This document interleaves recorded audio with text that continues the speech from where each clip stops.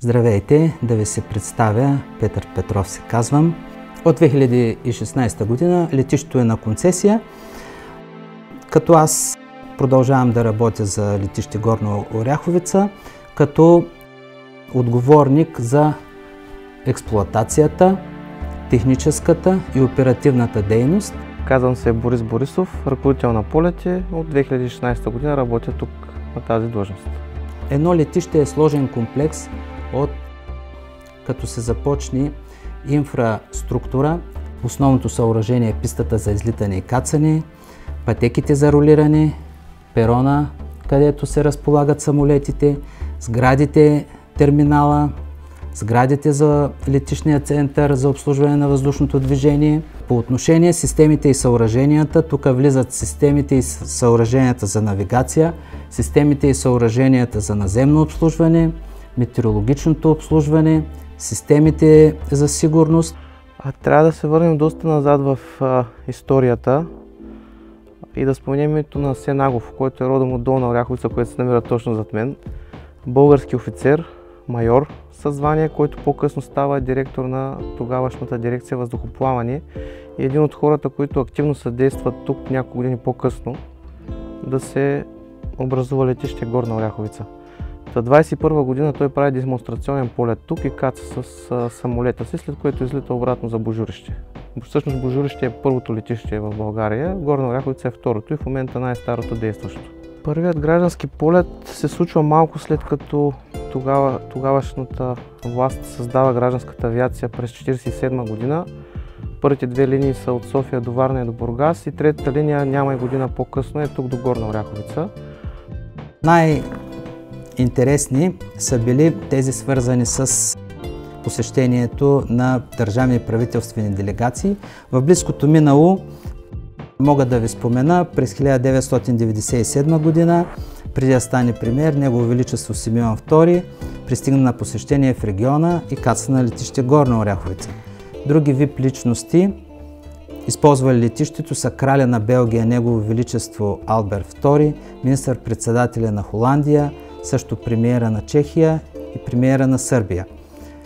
Скоро през 2016 година при нас кацна и първата дама на Азербайджан Мехрибан Алиева във връзка с посещение на исторически обекти в град Велико Търново. Почти през цялото си съществуване е използвано от висшата държавна власт, най-вече по нужди, които касаят управлението на държавата.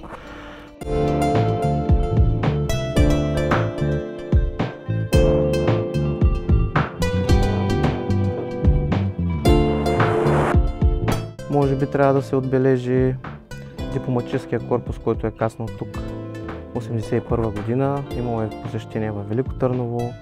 Гръцкият министър-председател в едни доста интересни политически времена тогава е каснал. В по-скорошно време сръбският президент Александър Вучич, Дилма Русев кацна тук в България, когато се върна. Всички знаем, че има български корени, президентката на Бразилия.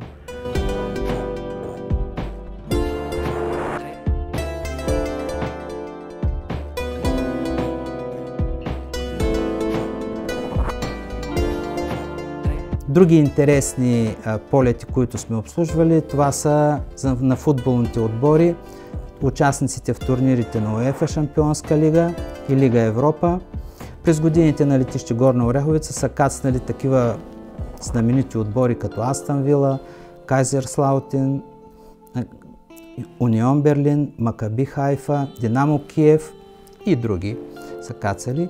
Тя една такава случка е породена от кацането на един италиански политик, който, доколкото знам, по-късно е станал и министър-председател на страната си.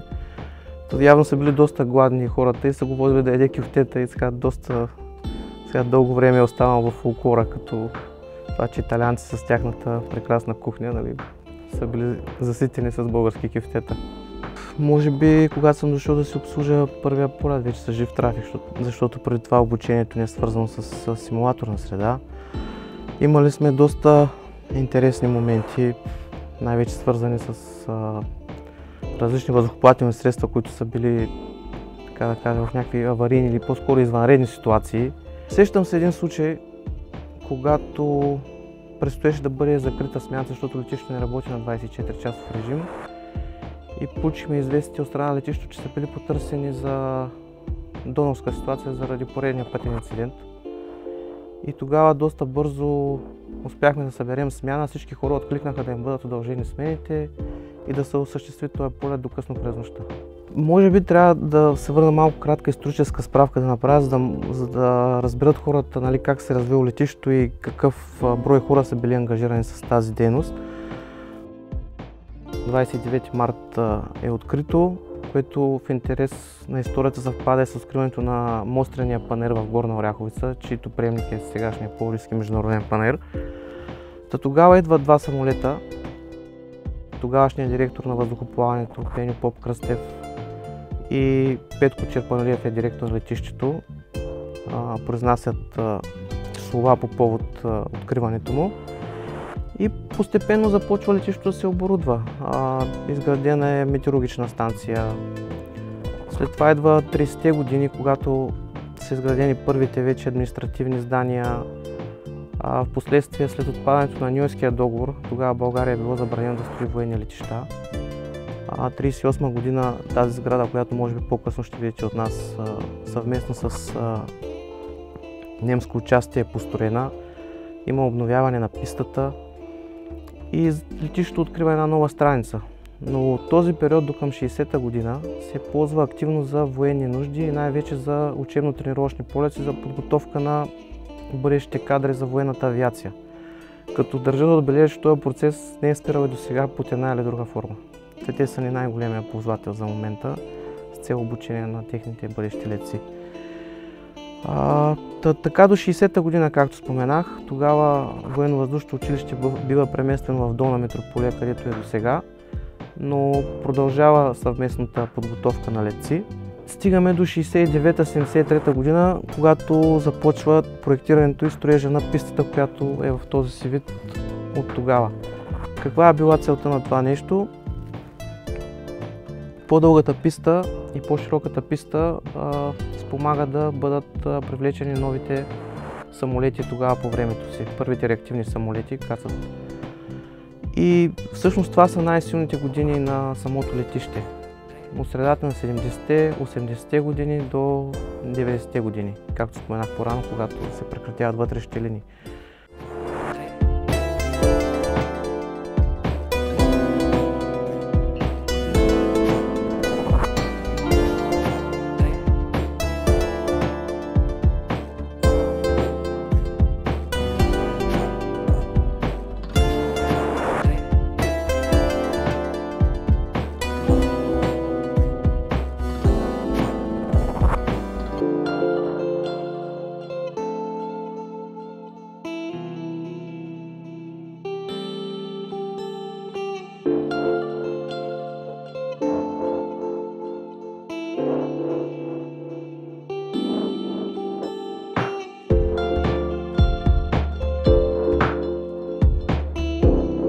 Тогава се развива доста бурна товарна дейност. Много товарни самолети кацат, изнася се продукция за различни страни, най-вече бившите съветски републики, арабския свят. Продукцията е най-различна, от жива стока до производство от военните заводи, радиозавод в Велико Търново. Всъщност първият товарен полет е с продукция от радиозавода, 1976 година. На годишна база самолетодвиженията, както ние отчитаме, нали, движенията на пистата, излитания и кацания, са били с десетки хиляди. Годината, която трябва да се отбележи, 1982, тогава е имало над 36 хиляди движения за една година. Нали, лесно може да се сметне колко са това движения на ден. Като около 4000 от тези движения са били свързани с товарни и пътнически превози. Останалите са свързани с учебно-тренировъчни полети и полети на селскостопанската авиация. Тук е едно от основните крила на това звено от авиационния сектор, Горна Оряховица, и развиват бурна дейност от базирането си тук до може би края на 90-те години. И малко след това вече под формата на частна собственост. Виждате, че има над 10 000 движения, които тези пилоти всеки ден са летели в доста големи райони в Централна и Североизточна България. извършвайки авиохимически дейности.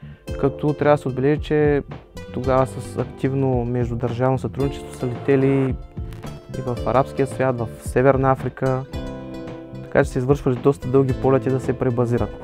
В тази връзка на въпроса ви с тази дълга предистория, това са годините, в които тук може би са работили най-много хора, над 300, може би до 400 човека.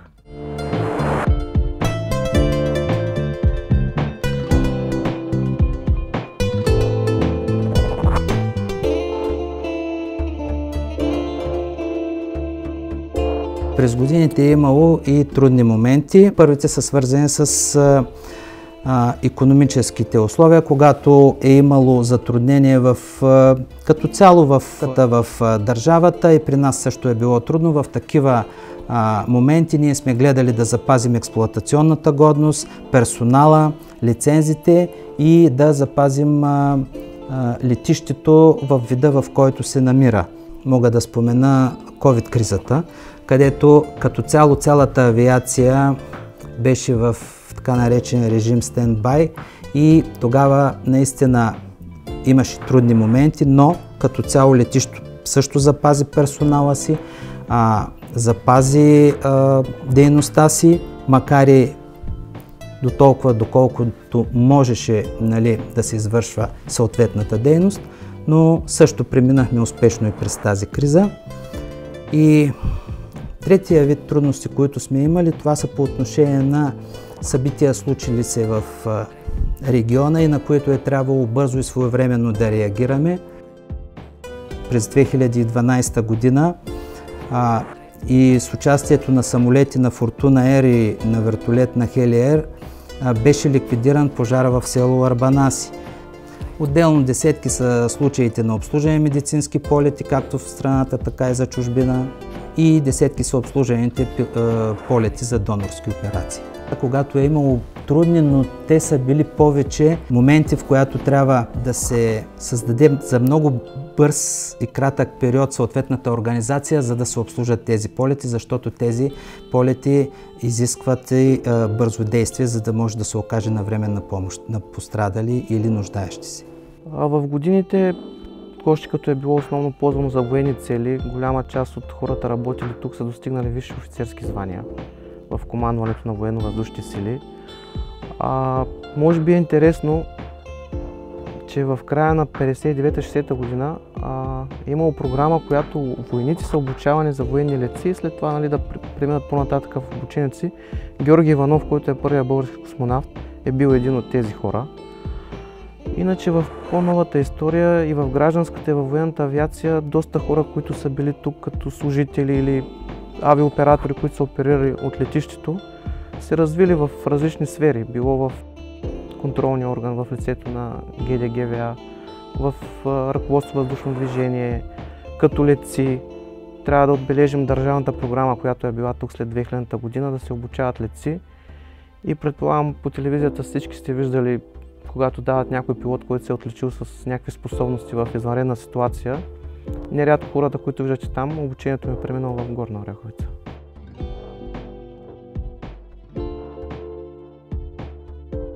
Основна част от дейността на летището продължава да бъде свързана с учебно-тренировъчните полети.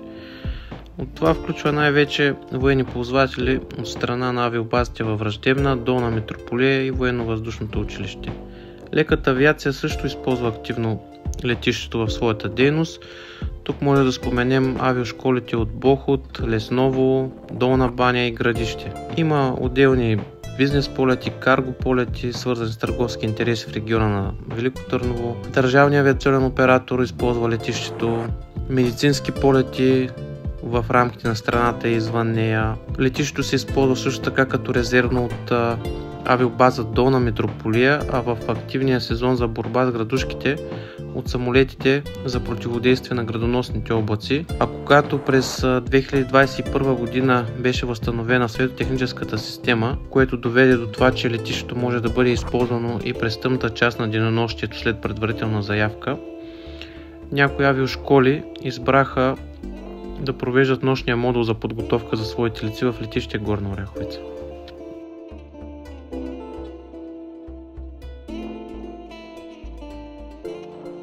Авиацията е романтика, така че призовавам всеки, който иска да се докосне, да заповяда на отворените врати. Хората могат да се запознаят и с професията на ръководител полети, и с различните инженерни специалности, които се предлагат и от предприятието, в което работим, и да разберат как могат да станат ръководител на полети или летци, или каквото им е на душа.